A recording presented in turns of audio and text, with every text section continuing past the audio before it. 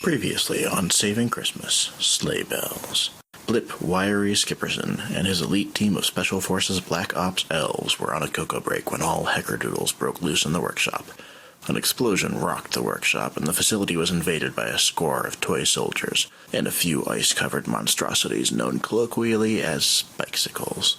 The team, acting with trained precision, took the enemy down hard. December 23rd, 2312 hours.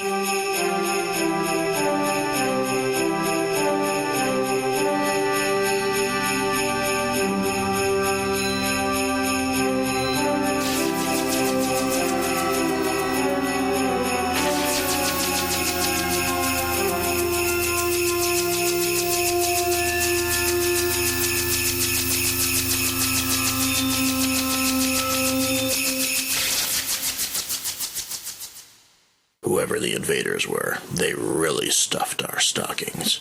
The medical facilities were overrun with injured elves.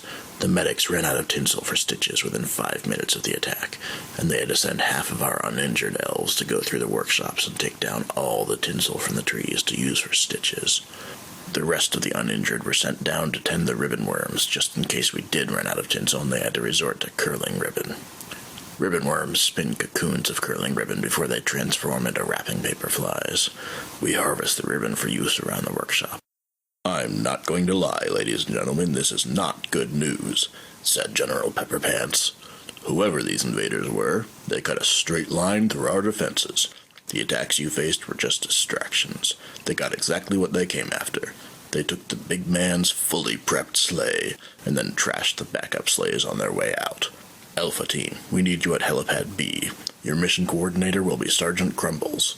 Beta Team, we've got some high-speed recon snowmobiles at Tunnel Entrance 3. Your mission coordinator will be Sergeant Buttermilk. We don't know what we're facing, boys and girls, so just be ready to take on whatever naughtiness lies ahead. There's no time to waste. Grab your gear and get in gear." Whoever the invaders were, they came in through some abandoned tunnels that used to lead to old facilities like this one. Then they collapsed the tunnel behind them. We could barely hear the mission coordinator over the headsets. Soundproofing can only do so much before the sound of helicopter rotors just decides to take a shortcut through your skull and rattle your eardrums from the inside like a loosely wrapped present in the hands of a curious borderline naughty. "We picked up a blip on the global present tracking system in this location a few minutes ago," he was saying. "This facility has been abandoned for almost 50 years. All the toys produced here were phased out over time. There shouldn't be any activity here, and the only explanation for the presence of presents here is the stolen sleigh. There's a windstorm coming, and it's whipping up the snow something fierce. Line of sight and communications will be a little shorter range than usual." "Whatever's there, we're ready," I said. My team didn't need to say anything. They were with me 100%. We're the best of the best, the elite, the elf special forces. We will do whatever it takes to get the big man's ride back to base before the big day. I turned to my team. Cambo was checking her ammo pouches, even though I saw her check it before we left and right after we got in the air. She's nothing if not thorough. Shade and Longshot were going over their weapons too. Shade was polishing her ice picks to a perfect gleam, and Longshot was looking over his candy cane crossbow with his perfect eagle eye, making sure there were no scratches or dings in the wood or the bowstring. Last but not least was Doc Bubbly. She was wrapping red and green ribbon around her hands and preparing for whatever work she might be called on to do. I nodded to the team. Maybe Beta Team does prep talks before missions. I don't know. I never saw the need. My team knows we're the best. We know we have to win or else Christmas won't happen. And there's not an elf alive who would let that come to pass. My team and I would rather be gift-wrapped alive and mulled over the fireplace than be the one to drop the ball on this one. The chopper set down on an old, cracked road. It hadn't been repaved or used in a very long time. We all hopped out and the chopper lifted back up again. The wind was already starting to pick up and toss the snow around, and as soon as the chopper was out of range, the snow started taking back the wide circle of empty road that the chopper's down thrust had cleared off. "Keep in touch. We'll do what we can to stay within radio contact during the storm. Through the wind-whipped snow, we could see a large building ahead of us. They hadn't had time to find the keys in storage, but that's okay. Between the 5 of us, we could figure out how to get the doors open ourselves. We followed the road to an abandoned workshop. Long-lived ice in the cracks glittered like tinsel. It was obvious the place hadn't been used since at least the 70s. The windows were cracked, and what little peeling paint there was left on the walls was that ugly, dull brown they used to paint everything back then. I would have been willing to bet the carpets inside were orange or dull green. The front of the building faced west, not that cardinal directions mean a whole lot this close to the North Pole. Once we got close, Shade kneeled down and looked at the ground. "Boss, look here in the lee of the building." Sure enough, where the building protected the snow from the wind, there was a pair of sleigh tracks, leading right up to the front door of the building. The front doors had a padlock on them. On first glance, it looked like it was rusted shut over time, but on closer inspection, we could see where it had been oiled. It had been used recently. Cambo could easily blow the lock, but if there's anyone hiding inside, that might blow our cover. Naughty kids may open their presents early, but I didn't want any naughties to find out about our presence here. I could have used an acid cartridge in my super squirter pistol that I keep as a backup weapon, but that would have taken too long. Longshot boosted me up so I could peek in the window. It was worse than I thought. The carpet was a mishmash of orange, brown, and green fibers. It looked like the late 60s had thrown up in there. Gross.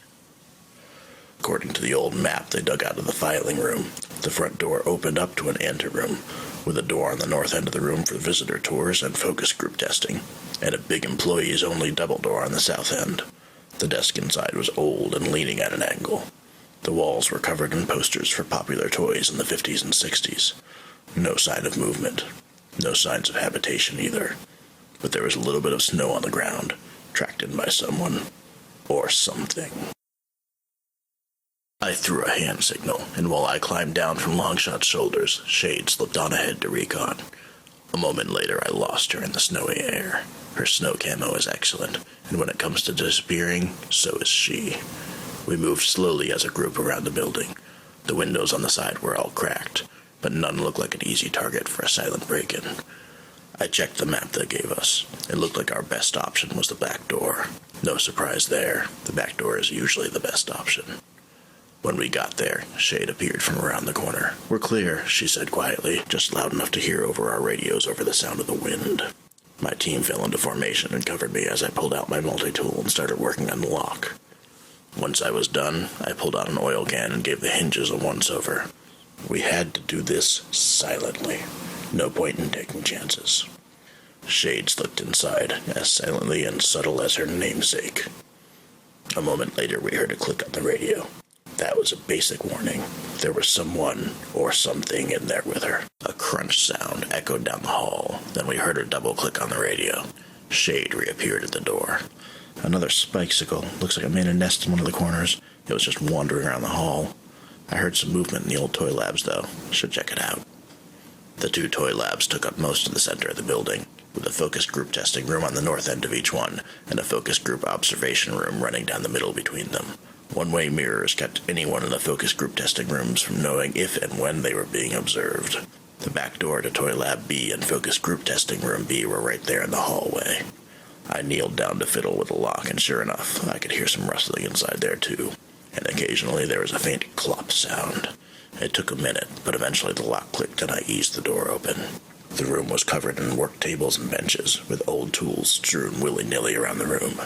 On the far side of the room I saw a toy soldier, its joints squeaking with age, patrolling back and forth.